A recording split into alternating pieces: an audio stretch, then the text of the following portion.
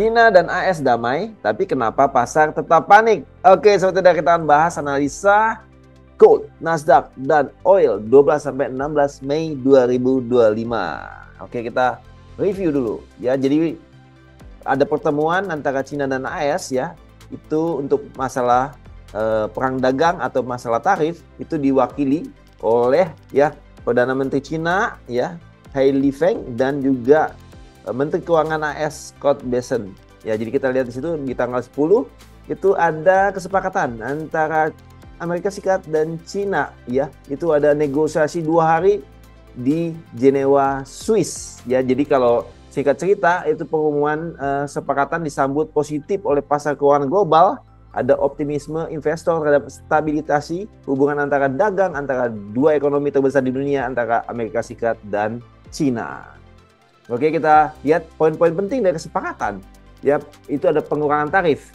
Jadi dari tarif yang kemarin itu udah besar itu diindikasikan ada kemungkinan pengurangan tarif hingga 80%. Jadi impor dari Cina ke Amerika itu ada pengurangan tarif hingga 80%.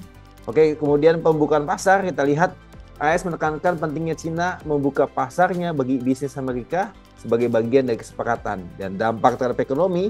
Kesepakatan ini diharapkan dapat memulihkan arus perdagangan dan mengurangi tekanan inflasi di kedua negara. Oke, kita lanjut. Kita lihat data-data ekonomi high impact pada minggu lalu, yaitu kita lihat di sini di layar.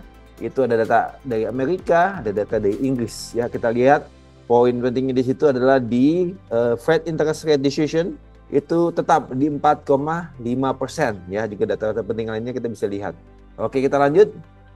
Kemudian kita lihat untuk oil, persediaan minyak di Amerika dari previous minus 2,69, forecast minus 1,7, aktualnya itu minus 2, jadi aktualnya lebih banyak minusnya dibanding forecastnya. Ya berarti Amerika itu kekurangan persediaan dan dia akan menambah permintaan. Jadi menambah permintaan mendorong harga oil untuk naik. Ya, oke, kita lanjut. Kemudian kita lihat dari pergerakan dolar indeks di mingguannya itu plus 0,40%. Untuk gold mingguannya plus 2,67%. Untuk Nasdaq minus 0,35%. Untuk USD oil itu plus 4,42%. Oke, kemudian kita lihat fokus market untuk minggu ini. Itu dari beberapa data penting high impact kita bisa perhatikan core CPI Amerika itu akan dirilis pada hari Selasa jam 19.30 ya, lebih ke yang tahunannya. Jadi CPI year on year ya, itu previous 2,4, forecast 2,4. Jadi CPI ini itu ada salah satu indikasi inflasi Amerika Serikat. Jadi kalau bisa dikatakan saat ini previous 2,4%, berarti inflasi Amerika Serikat di 2,4% ya. Juga kita bisa perhatikan data core retail sales-nya, ya retail sales-nya kita bisa perhatikan pada hari Kamis. Oke, kita lanjut.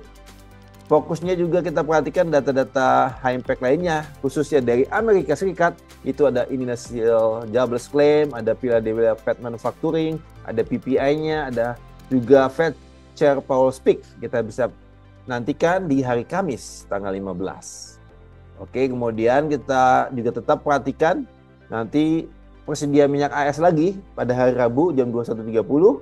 Juga kondisi geopolitik ya. Geopolitik itu kita perhatikan ada ketegangan di misalkan di India terhadap Pakistan, kemudian Rusia terhadap Ukraina ya, dan juga kondisi-kondisi yang lainnya. Dan tidak lupa update daripada negosiasi perang dagang atau tarif antara Amerika Serikat dan Cina. Oke, kita lanjut ke chart. Kita perhatikan dolar indeks. Ya, secara teknikal dolar indeks terlihat dia sudah mulai menanjak ya.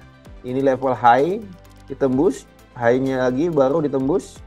Ya, dia sedang membuat high yang baru ya, cenderung sedang menanjak naik walaupun secara besarannya masih downtrend di daily chart.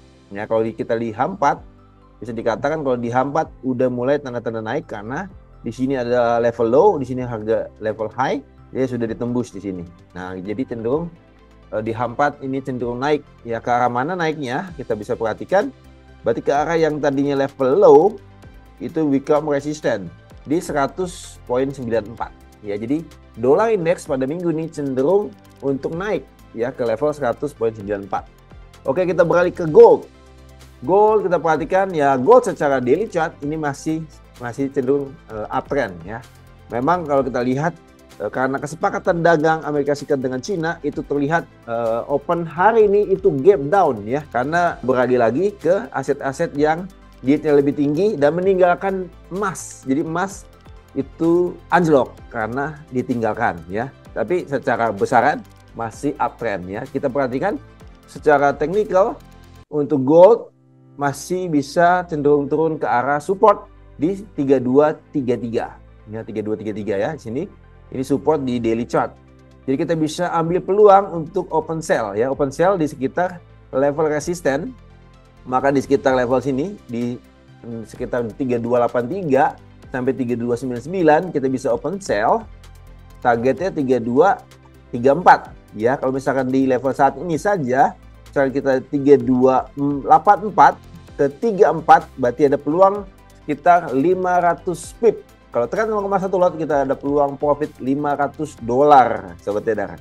Jangan lupa pasang batasan ruginya di atas level high yang terdekat, memang high daripada candle hari ini ya di 3319 ke atas, atau di candle high sebelumnya lagi ya di 3347.27 nih ya, 3348 untuk batasan ruginya ya. Jadi kita bisa peluang open sell target 3234. Oke, beralih ke Nasdaq. Nasdaq terlihat ini mengalami kenaikan karena apa? Optimisme pasar setelah ya ada perundingan damai antara AS dan Cina. Jadi orang beralih ke aset-aset yang yieldnya lebih tinggi itu di saham ya. Nasdaq adalah kumpulan saham unggulan di Amerika Serikat ya, itu Nasdaq 100.